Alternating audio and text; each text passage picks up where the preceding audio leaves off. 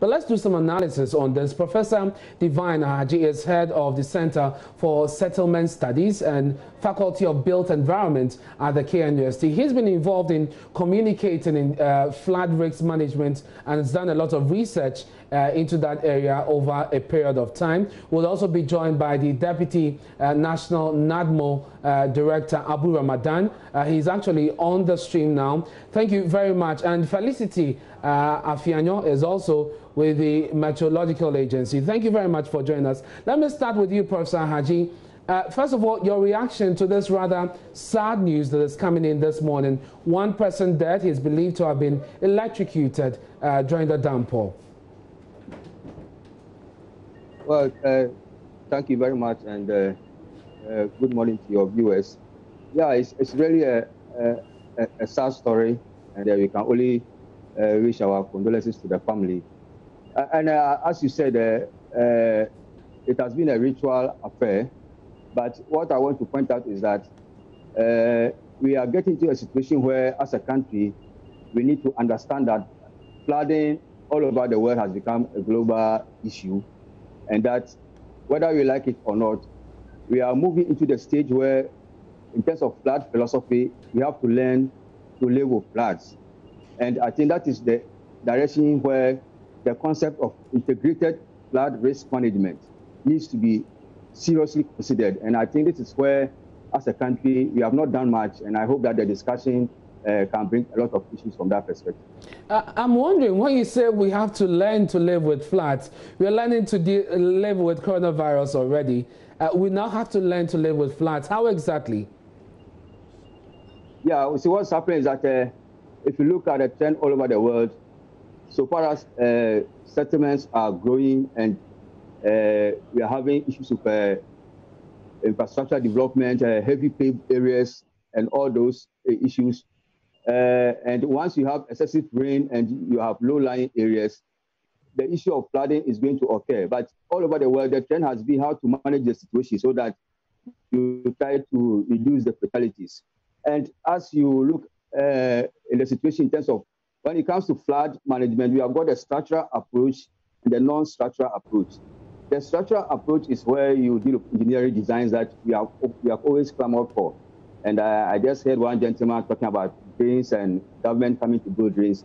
But that alone does not solve the flooding situation, because when we say we want to live with flooding, we are now moving into the stage of community engagement and community participation in flooding, so that if you have realized in the literature now, the term that is being used is building resilient communities, so that when issues like this come, they can rather adapt and bounce back quickly and live on with their lives. And so, as I'm saying, that is the concept now, learning to live with flood, especially very flood-prone areas should begin to realize that apart from all the other things that they will do to try to mitigate and reduce the effects, they must also have to have social responsibility and learn to live with the flood. And that will depend on the community actually also coming on board when it comes to flood risk management, which is also an aspect that we have not done well in this country. Prof, hold it there for me. You talk about community engagement and that the engineering bit necessarily may not be the solution. I want to bring in the Deputy National Director of NADMO, Abu Ramadan. Mr. Ramadan, thank you for your time, your news desk. In the last interview granted Evans Mensah on Newsnight, you did indicate that NADMO as an organization would want to focus more on being proactive and taking measures that will not bring us to where we are today. What did you do in the lead up to this day? I mean, we are in the rainy season. The rains are here. What have you been doing?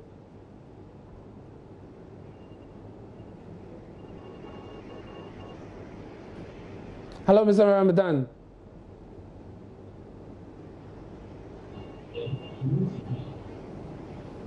Hello, Mr. Ramadan, if you can hear me. Well, we seem not to have his attention. We'll try and correct that and hear from Mr. Ramadan shortly. But Felicity is also on with the Ghana Meteorological Agency. You are saying that we should expect some more rains. Tell us about the volumes of rains we should expect and what we should be doing, the caution that you would give to us. Thank you very much, and good morning to our listeners and viewers. For the season, we are saying that those of us along the coast, we are likely to get rainfall, the accumulated rainfall for the period to be more than 300 millimeters. Then if we have a storm that strikes like what we had today, some areas it started last night, is going to be slightly above 20 millimeters. Some areas will get 50 millimeters, where the actual center, the core of the rainstorm will pass, they are likely to get above 50 millimeters. So for this week, June, the second week of June, we are anticipating that the week is going to be active in terms of rainstorms that will be moving over the country. And so this is across the country, not just in the capital, Accra? No. Well, currently we have the storm stretching from the north down to the coastal belt.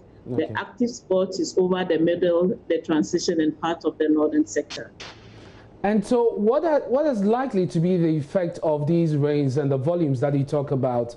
Are we likely to see more areas being flooded? And what will be the caution for residents of low-lying areas and motorists, for instance? What should we be doing? Yes, the rains have started and the ground is gradually being saturated. So any rain that will come, as we witnessed already in Accra, will result into floods because we'll have runoff waters that may not have the chance to percolate into the ground. And then we'll be having the flash floods. We'll be having thunder sounds and lightning, and then we'll be having a moderate or strong winds that will be coming out of these storms that will be moving across the country. Some have said that you always have I mean, the general public usually have issues with you as far as communication is concerned with your forecast. What news measures are you adopting to make sure that indeed the ordinary Ghanaian is cautioned within time or ahead of time and understands exactly what you communicate? Yes, over the years we have a lot of challenges, but I think as the year progresses we are improving gradually. Currently, we have a lot of social media handles. We have the Twitter, we have the Facebook, we have YouTube, and then we have the WhatsApp pages that we put this information in. And then now we've even upgraded in our forecast, the frequency. A day we issue 3 times forecast, and then in a week we update 3 times. So we give you the whole week, and then we give you the midweek, and then we give you the weekend. For the day, we give you the morning, we give you the afternoon, and we give you the evening. So you every time you know the state of the sky over you. But the challenge that we are having is that we as humans, we wait to see the thing before we go looking for information. We have the information there, but then we don't watch it. If not the rain, I believe JoyNews will not be calling us this time to talk about the storm. But we always put the information there. But the media too, you only come in when the need arises. But when the sun is shining, you don't take the information and give it to your listeners or to your viewers. And at the end of the day, they'll come and be blaming us that we will wait when the crowds gathers before we bring the information. But meanwhile, it's not like that. When you come to GMET, we've been running 24/7. We have, when some people are at sleep, we have staff that are working in the night, in the bush, going in to get data. Now you have the forecasters that also pick this data, analyze it, pick the model chart, scientific chart, analyze it, compare it to come out with a forecast for Ghana. And at the end of the day, the forecasts are all lying on our WhatsApp pages, lying on our website, lying on our social media handles. When the rain comes, then yes, everybody's interested in the forecast. Madam Ahionyo, I'll come to you before we end this conversation to give us your social media handles and the WhatsApp lines that you talk about so that we can relay that information to our audience, and then it will be much easier, I guess, to communicate going forward.